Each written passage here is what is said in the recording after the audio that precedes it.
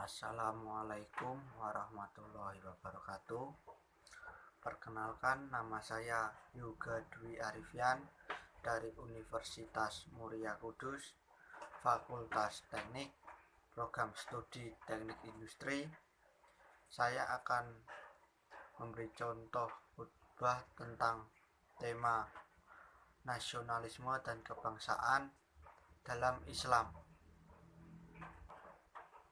Jamaah Jumat rahimatullah, sebagai bentuk dari cinta tanah air, seperti dalam ungkapan Habbul Watan Minal Iman atau cinta tanah air sebagai dari iman, sebuah ungkapan yang tepat untuk sebuah rasa nasionalis. Namun perlu diketahui bahwa ungkapan ini banyak yang mengatakan adalah sebuah hadis yang disampaikan oleh Rasulullah SAW.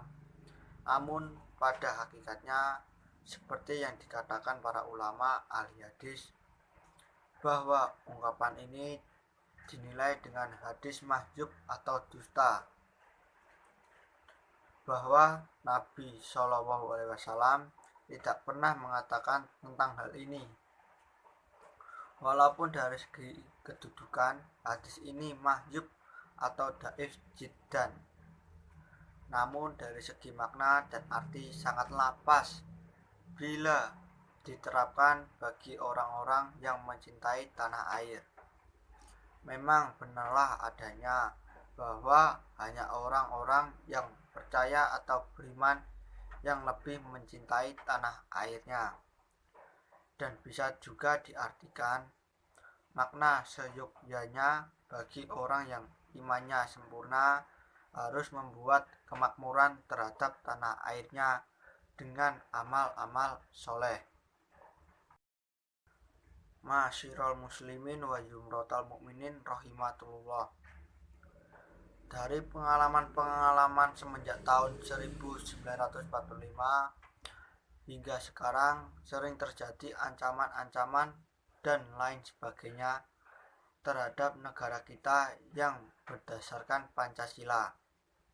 Namun begitu kita tetap berdiri dan sentosa, hal tersebut dikarenakan oleh cita-cita ataupun pandangan hidup bangsa Indonesia yang digali dari kalbu bangsa Indonesia sendiri yang terumus dalam Pancasila.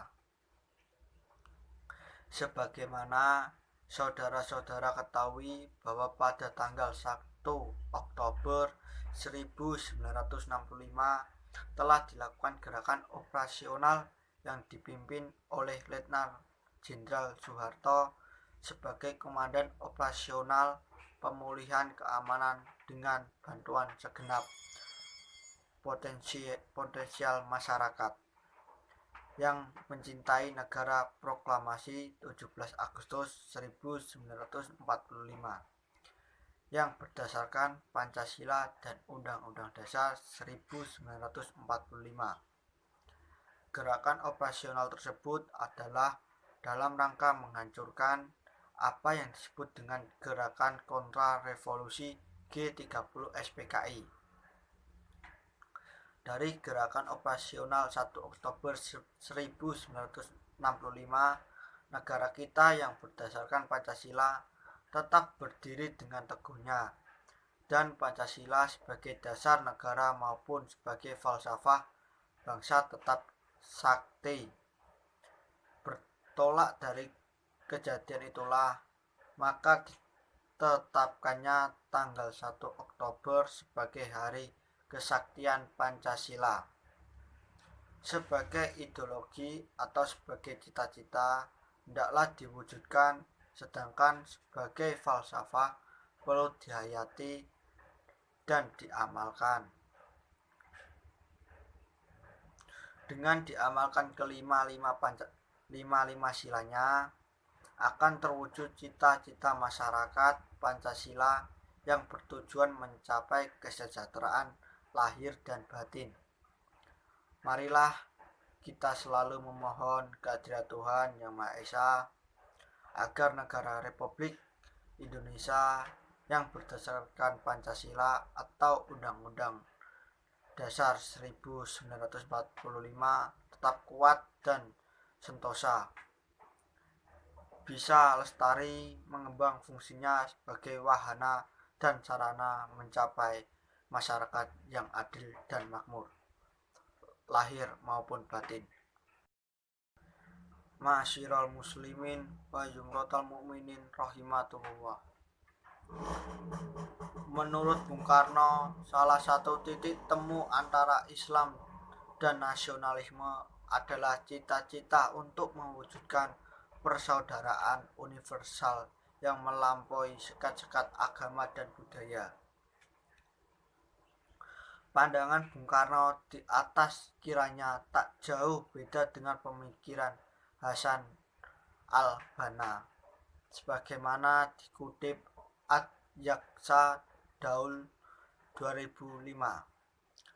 Hasan al-Banna memaparkan bahwa apabila yang dimaksud dengan nasionalisme adalah kerinduan atau keperpihakan terhadap tanah air,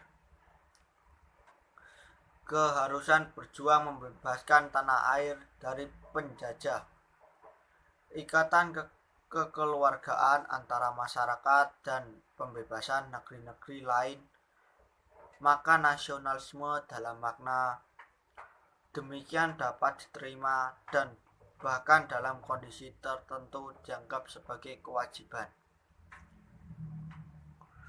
Lebih tegas, Kiai Abdul Wahab Hasbullah mengemukakan bahwa nasionalisme ditambah bismillah itulah Islam. Kalau Islam dilaksanakan dengan benar, pasti umat Islam akan nasionalis. Di Indonesia, nasionalisme Islam melahirkan Pancasila sebagai ideologi negara. Digantinya sila pertama Piagam Jakarta, ketuhanan dengan kewajiban menjalankan syariat Islam bagi pemeluknya, menjadi ketuhanan yang Maha Esa. Pada sidang PPKI 18 Agustus 1945 merupakan bagian terpenting dari kesadaran nasionalisme umat Islam secara kolektif. Bung Karno adalah pencetus Pancasila dan menjadikan sebagai ideologi negara. Mayoritas umat Islam Indonesia menilai tidak ada pertentangan antara Islam dan negara Pancasila, dikarenakan sila-sila yang terangkum dalam Pancasila merupakan bagian dari ajaran-ajaran Islam, mulai dari nilai-nilai ketuhanan, kemanusiaan, keadilan, dan persaudaraan universal. Pancasila adalah falsafah negara Indonesia yang mencerminkan kondisi bangsa kita yang sangat plural, baik dari segi agama, suku, budaya, dan sebagainya. Maka tak heran bila Gus Dur, sebagaimana dikutip Nur Khalid Ridwan dalam Gus Dur dan Negara Pancasila 2010-43 menegaskan, tanpa Pancasila negara akan bubar. Pancasila adalah seperangkat asas dan ia akan ada selamanya. Ia adalah gagasan tentang negara yang harus kita miliki dan kita perjuangkan. Dan Pancasila ini akan saya pertahankan dengan nyawa saya. Tidak peduli apakah ia akan digebiri oleh angkatan bersenjata ataupun dimanipulasi oleh umat Islam atau disalahgunakan keduanya. Dari paparan di atas menjadi jelas bahwa tidak ada pertentangan antara Islam dan nasionalisme. Bukan sesuatu yang bertentangan. Nilai-nilai nasionalisme ada dalam ajaran Islam. Nasionalisme Islam tidak sebatas dilandasi oleh tanggung jawab sosial berbasis pada geografis dan etnis, melainkan lebih didasari pada keimanan dan kecintaan atas sesama umat manusia. Nasionalisme Islam Indonesia bermakna luas, tidak bersifat sektarian sebagaimana diteriakan kelompok muslim yang menginginkan Islam sebagai ideologi negara. Nasionalisme Islam Indonesia dilandaskan pada asas kebinekaan. Karenanya umat Islam yang nasionalis tentunya akan menerima Pancasila sebagai satu-satunya dasar negara kesatuan Republik Indonesia. Sekian khutbah yang dapat kami sampaikan pada kesempatan ini. Semoga Tuhan Yang Maha Esa selalu memberi jalan yang lurus kepada para pemimpin kita dan kepada para pemegang. Wassalamualaikum warahmatullahi wabarakatuh.